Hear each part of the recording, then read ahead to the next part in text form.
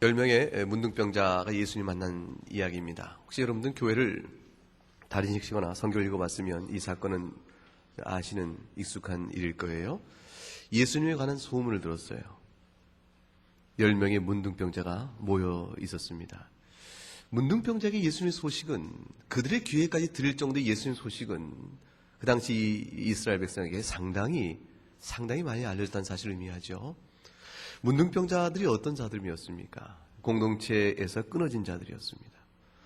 문둥병자들은 이스라엘의 어떠한 정상적인 삶의 거주에서 살지 못한 채 동굴로 일정한 지역을 제한받아서 그들끼리 모여 살도록 정함을 받았습니다. 다시 말하면 사회 공동체에서 소외되고 내쳐진 사람들이었습니다. 그 이유는 그들이 병들어 있기 때문입니다. 근데 그 당시 문둥병에 걸렸다라는 것은 곧 죽음을 의미했습니다. 실제 육신이 썩어져가는 죽음뿐만 아니라 그들이 하나님께 저주받은 자요, 영원히 구원받을 수 없는 그런 자로 간정을 받았던 그런 비참한 사람들이었습니다. 하룻밤 자고 일어나면 있던 것이 없어지고, 신을 신었다가 벗으면 있었던 발가락이 하나씩 없어집니다. 툭툭툭 끊어져 나가는 것이죠. 얼굴살은 뭉그러져 갑니다. 썩어져 가는 것입니다. 근데 고통이 없습니다.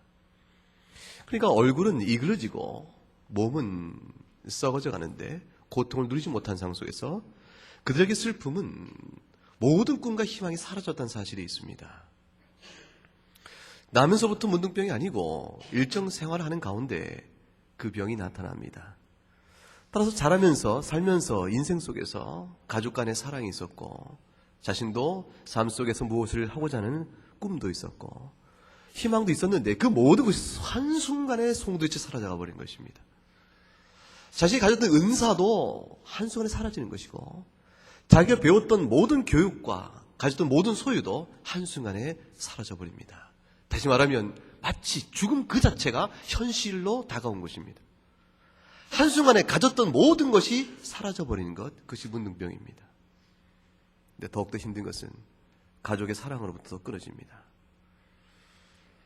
사랑했던 아내지만, 사랑하는 남편이지만, 사랑하는 자식이고 사랑하는 부모지만 문둥병 환자로 판명이 되는 순간 그를 가족 모든 사랑의 끈에서 끊어내어 문둥병자의 소굴로 내어 보내줘야 했습니다. 이 땅에 자신의 개인의 삶에 대한 희망이 사라졌을 뿐 아니라 가족의 사랑의 끈마저 끊어진 채 어둑하고 칙칙한 그 동굴 속에서 함께 기거해야 했던 그들의 삶. 근데 그들의 삶이 더욱더 비참했던 것은 하나님께 나갈 수 없다는 사실이 있습니다. 누구든지 하나님께 나오기 위해서는 제사장 율법에 명한 대로 제사장의 집례하여 제사를 드림으로 정결케 되어야만 주 앞에 예배를 드릴 수가 있었습니다. 근데 문둥병자들은 주님 앞에 나가 성전에 나가서 율법에 명한 대로 제사장의 명한 바대로의 규례에 의하여 그들 정결케 할 속죄 제사를 드릴 길이 없었던 것입니다. 따라 그들은 저 동굴과 골짜기 속에 그들끼리 우거해 살면서 흉한 몸을 가린하고 칭칭 감고 살면서 그들은 하늘을 우러러 자신의 비참한 운명을 놓고 땅을 치고 가슴이 썩어져 가지만 자신의 삶을 돌아볼 하나님의 긍휼과 자비를 구하여 나갈 어떠한 예배의 기회를 갖지 못한 사람이었습니다. 그들은 육신 가운데 죽을 뿐 아니라 영적으로도 하나님께 나올 수 없는 단처진 사람이요 버림받은 그런 사람들이었습니다. 그들 중에 10명이, 오늘 본문의 10명이 예수님에 관한 소문을 들은 것입니다. 뭐라? 주 예수 나사렛 그리스도?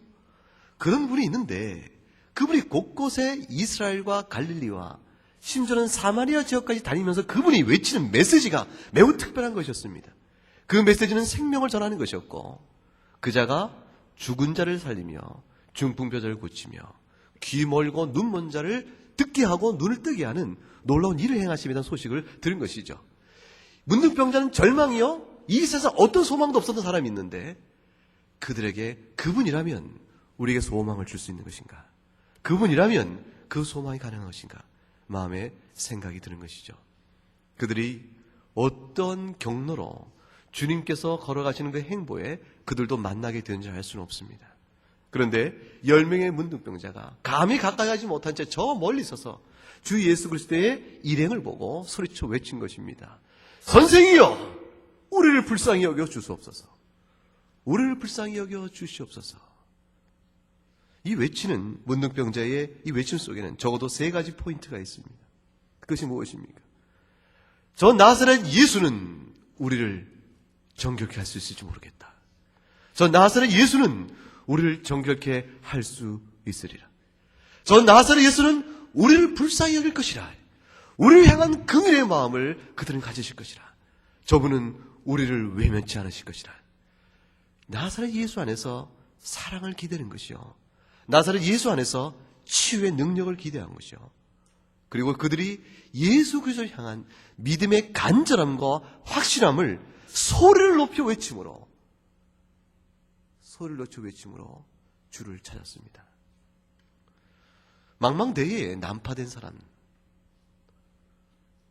망망대해에 배가 파손되어서 언제 꺼질지 모르지만 바다에 떠서 혼자 있는 상황 속에 배가 한 척 지나가면 그 배를 향하여 필사적인 구호조의 요청을 외칠 거라고요.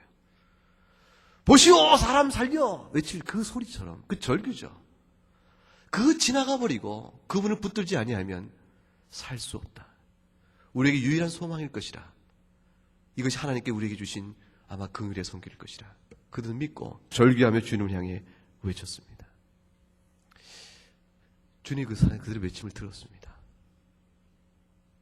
우리 인생 속에서 하나님이 지금쯤 나를 향하여 이 절망의 절규를 들어주셔야겠다 싶은 그 절망의 순간, 오랜 동안 끊어지고 침묵 속에서 돌아보지 않은 채 홀로 있었던 긴 시간들, 하나님 과연 살아계신가, 나를 돌아보시는가 싶었던 문둥병의 오랜 기간을 뒤로 한 채 주 앞에 매달렸습니다. 주님이 그들의 소리를 들으시고 그들이 가서 뭐라고 말씀하셨습니까? 오늘 본문에 보게 되면 아주 간단히 나옵니다. 13절과 14절 바로 이어서 어떤 간격도 없고 뜸도 없이 13절에 그들의 소리를 높여 가로되 예수 선생님이여 우리를 긍휼히 여기소서 하거늘. 14절 한번 읽어보세요. 시작. 너희 몸을 보이라 하셨더니 저기가 가다가 깨끗함을 받은지라. 예수님께서 즉각적으로 답을 주셨습니다. 그들의 외침을 들으시고 멀리 떨어져서 12절에 보게 되면 멀리 서서 소리를 높여 가로되 얘기가 있는데, 주님이 그들을 가까이 오라 하셨다는 행동도 없고 주님께서 그들에게 가까이 갔다는 행동도 없이 그냥 소리를 들으시고 주님께서 그들을 향하여 말씀하시기를 너희 몸을 제사장에게 보이라. 너희 몸을 제사장에게 보이라. 그것이 주님 주신 전부의 대답이었습니다. 아주 특별한 말씀이었습니다.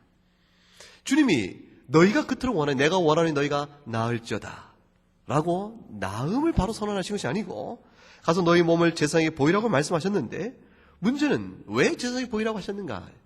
그래서 한 가지 암시가 있죠. 어떤 문둥병에 걸린 사람이, 또 문둥병이다, 어떤 병이다, 부정한 병에 걸렸던 사람이, 어떤 사람이라도 그가 격리되어진 상태 속에 다시 공동체로 교제 안으로 들어오려면 정결하다라는 공증을 받아야 합니다. 정결하다는 공증을 받아야 하는데 그것을 누가 해주냐면 제사장이 해줍니다. 따라서 그들에게 제사장에 가서 너희가 문둥병이 나은 자임을 확증받고 이 모든 일에 있어서 하나님께 감사의 예배를 드리라. 그 뜻을 담고 주께서 말씀하신 것이에요. 근데 보세요. 내가 너에게 말하노니 네가 이제 나았다. 그 즉시로 나으니라. 그러면 주님께서 너희가 이제 나았은즉 가서 제사장에게 너희 몸을 보이라. 이렇게 말씀하셨으면 이해가 쉽습니다. 근데 문제는 여전히 그들이 문둥병 가운데 있는데 주께서 가서 내 몸을 제사장에게 보이라고 말씀하는 거예요. 주님은 여기서 한 가지 전제를 두고 계신 것이죠. 너희가 나를 불러 주 예수여 선생이여 우리를 불쌍히 여기소서. 당신은 능히 우리를 낫게 하실 분이시요 우리의 간절함을 외면치 않을 긍휼이 있으신 분이십니다.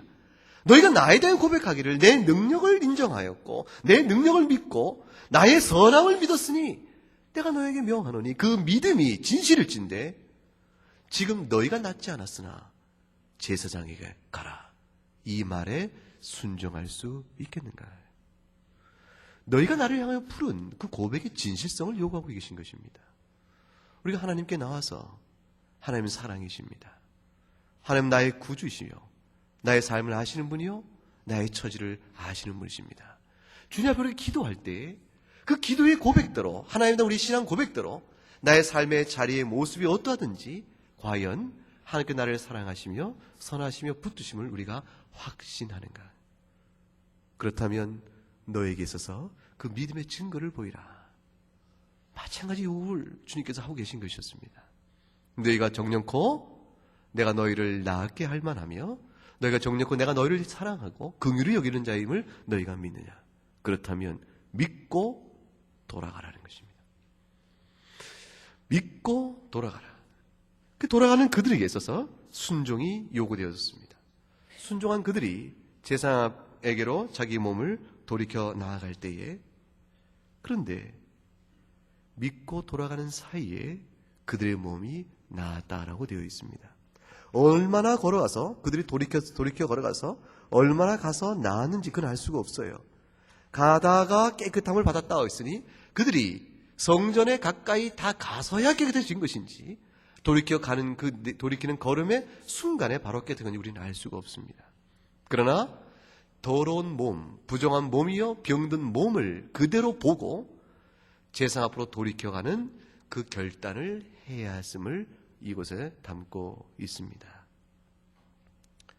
주님께서 왜 이들의 병을 즉각 고치고 제사장에게 그 몸을 보이라 하지 아니하시고 고치지 않은 상태에서 제사장에게 나가라고 먼저 말씀하심으로 그들의 결단에 뒤이어 그를 치유하시는 시간적 차이를 두셨을까?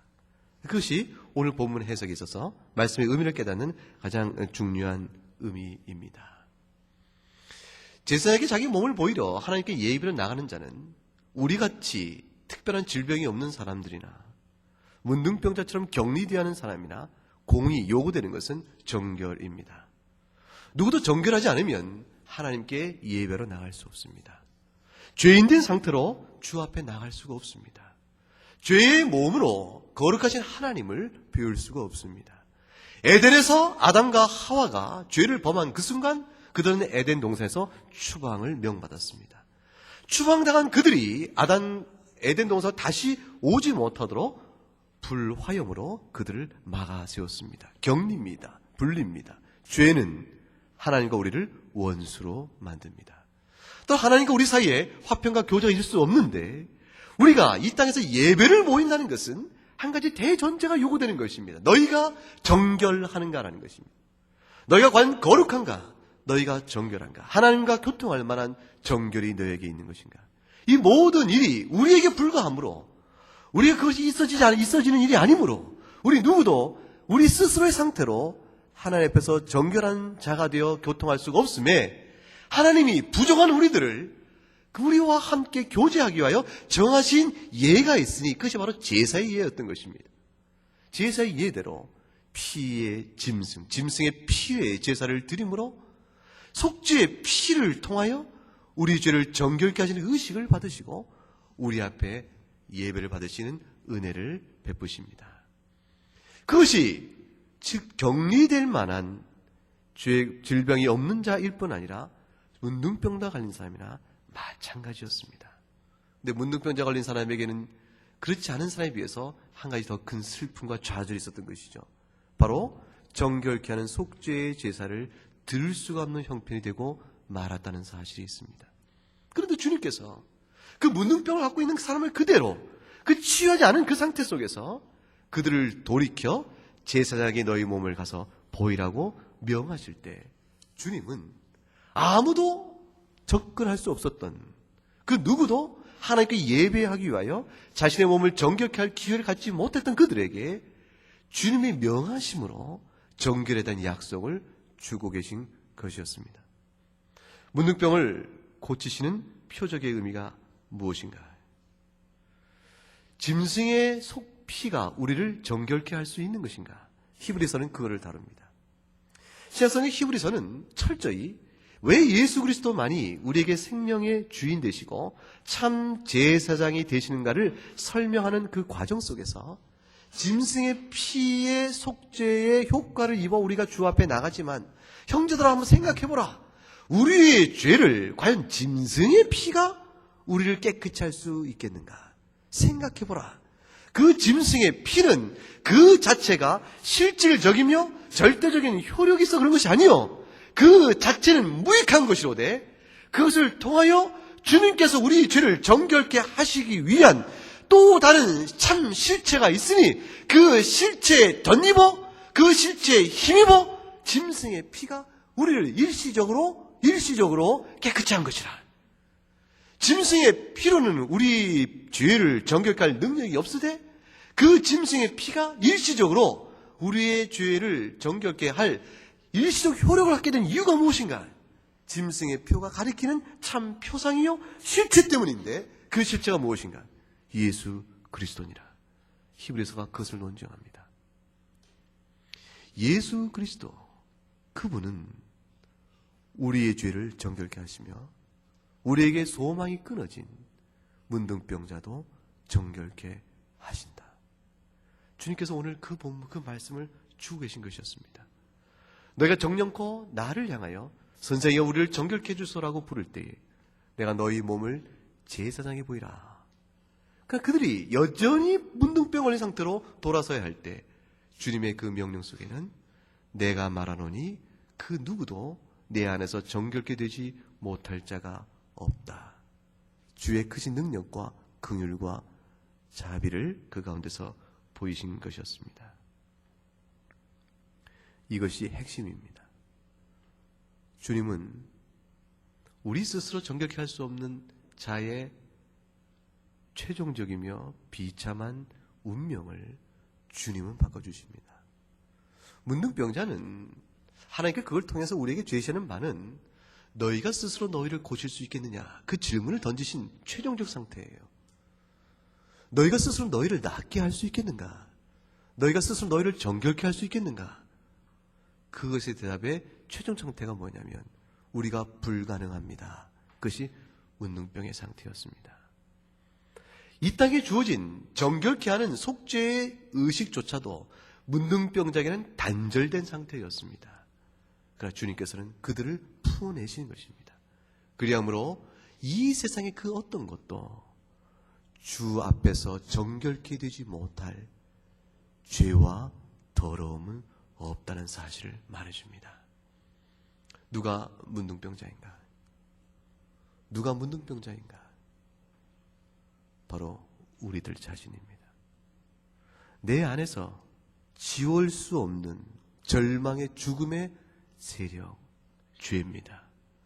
내 안에서 꿈틀거리는 사망의 세력, 끊임없이 지워도 지워지지 않는 죄에 대한 욕구, 방자함과 기맘과 타락과 음란과 분리와 시기와 질투, 그 모든 것들의 죄의 본성.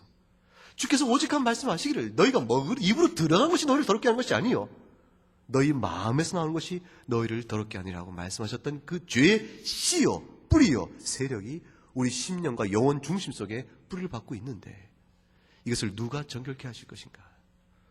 이것을 누가 새롭게 하심으로 하나님께 우리가 나아갈 수 있게 하실 것인가? 그 생명 주실 이가 누구신가? 썩어져가는 문둥병자 같은 존재를 누가 구원하실 것인가? 주님께서 문둥병자의 말씀 속에 이제 돌이켜 너희 몸을 제사장에 보이라는 말씀 속에서 정결의 약속을 주십니다. 우리는 정결한 사람이 됩니다. 예수 그리스도의 의도로 말미암아 그 일이 우리에게 미쳐지는 것이죠. 17절에 보니까 예수님께서 이렇게 말씀하셨습니다. 10사람이 다 깨끗함을 받지 아니었느냐? 그 9은 어디 있느냐? 여러분 보세요.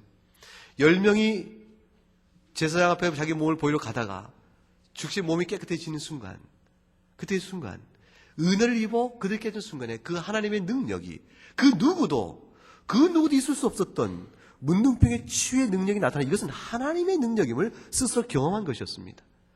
따라서 하나님 앞에 영광을 돌리며 감사의 예배를 드릴 곳이 어디인가가 그들에게 질문으로 다가오는 것입니다. 제사장에 자기의 나음을 보이러 가는 순간에 병 낫는 그 순간 우리에게 이 은혜를 베푼 생명을 회복시켜준 자죠. 죽었던 자에게 생명을 회복해 주신 우리에게 생명을 주신 이가 과연 누구인가? 가서 너희 몸을 제사장에 보이라고 한 저분이 누구인가? 나사렛 예수가 누구인가? 이 질문 앞에 그들은 답을 찾았어야 된 것이었습니다.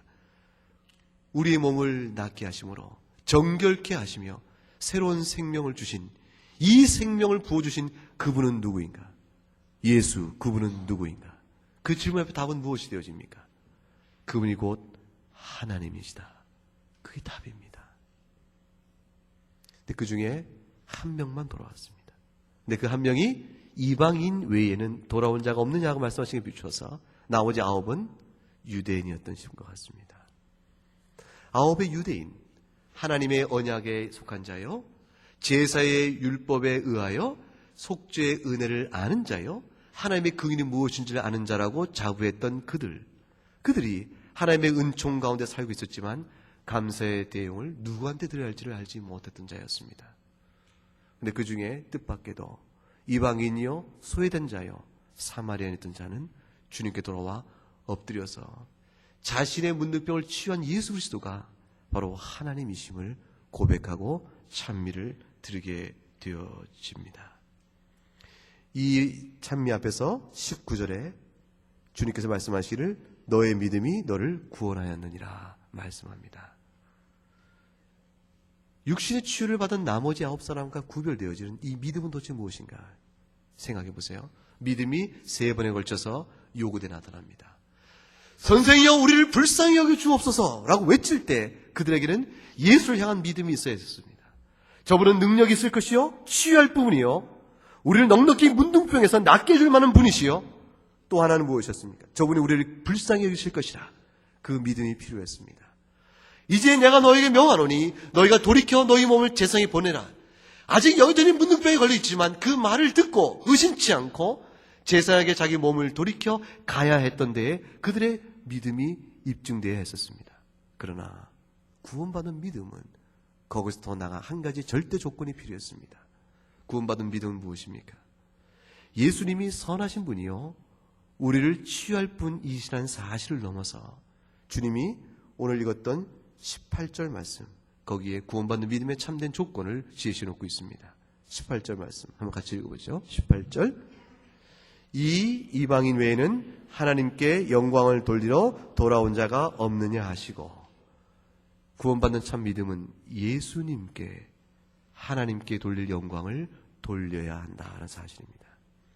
예수님이 곧 영광을 받기에 합당한 하나님이라는 사실을 믿느냐, 이것이 바로 구원받기에 합당한 믿음의 절대 조건입니다. 문둥병이 치유받는 놀라운 은혜를 10명이 받았습니다. 하나님의 긍휼이요, 예수 그리스도를 통한 은혜의 손길이었습니다. 그러나 그 중에 한 사람은 자신이 경험하고 있었던 놀라운 이 하나님의 사랑이 하나님이신 예수 그리스도의 사랑인 것을 알았습니다. 자기를 고치신 이가 참 사람이며 참 하나님의 사실, 참 하나님이 이 땅에 오심으로 그가 죽으심으로 속죄의 제사를 드리실 때에 짐승의 피가 아니요, 우리의 죄를 영원히 속죄할 영단번의 속죄의 제사를 드릴 그분 한 분은 하나님이신 사실을 깨닫는 것, 그 믿는 것, 그것이 바로 육신의 삶을 건지는 것이 아니고 영원한 생명, 내 영혼의 생명을 건지는 은혜의 구원인 것을 알게 되는 것입니다. 그것을 깨닫는 자는 사마리아인 한 사람이었습니다. 조상 때부터 하나님의 언약을 손에 쥐고 조상 때부터 그 은혜 누림이 있다고 자부했던 19명의 유대인은 병이 나았으나 육신의 은혜는 입었으나 영혼의 구원을 얻지 못한 채 돌아가고 말았고, 사마리아 한 자가 돌아왔습니다. 주님이 우리에게 물으십니다. 너희가 내 앞에서 하나님께 영광을 돌리는가? 내가 너희 가운데서 너희를 위해 사랑하여 너희 생명을 대속하게 온 하나님인 줄 너희가 아는가? 예수 그리스도께서 성자 하나님이심을 아는 것, 그것이 생명입니다. 모든 감사는 그곳으로 모아집니다. 교회에 출석하면 하나님의 긍휼을 맛볼 수 있습니다. 교회에 출석하면 예수 아는 사람의 교제 속에서 은혜의 단맛과 때로는 아름다운 여러 가지의 하나님 주시는 긍휼과 자비를 맛볼 다양한 모습이 있습니다.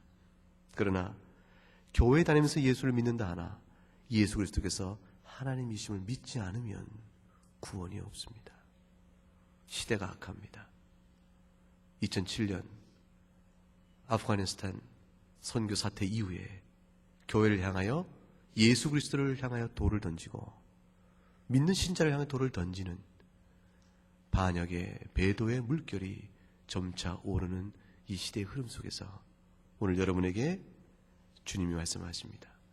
나에게 돌아와 하나님께 영광 돌릴 자가 몇이 있느냐? 너는 어디로 가겠느냐? 그걸 물으시는 것입니다. 올 한 해를 돌이켜보면 영적인 측면에서는 그것이 눈앞에 떠오르게 되어집니다. 이 시간에 우리의 마음을 단속할 수 있으면 좋겠습니다. 예수 그리스도 그분께 우리 구원의 찬미와 하나님께 영광을 돌릴 유일한 대상이 바로 주님이심을 확신 가운데 마음에 두시기를 주의 이름으로 축원합니다. 기도하겠습니다. 하나님 아버지, 10명의 문둥병자가 하나님의 도우심을 간절히 구하였습니다. 주 예수께 소리쳐 외쳤을 때에 주 예수님께서 그들을 치유하시나 그러나 그들 가운데서 치유의 은혜를 입고도 주 예수님이 곧 하나님이시며 하나님께 영광을 받게 합당하신 하나님인 줄 아는 자는 오직 이방인 한 사람이었습니다. 주님, 우리로 하여금 주 예수 그리스도의 보혈로만 구원받음을 알게 하시고 그 보혈의 피로 구원하시는 예수님이 참 사람이며 참 하나님이심을 굳게 믿는 믿음의 도리가 확증 가운데 서갈 수 있도록 주여 도와주시옵소서. 감사하고 예수님 이름으로 기도 올리옵나이다. 아멘.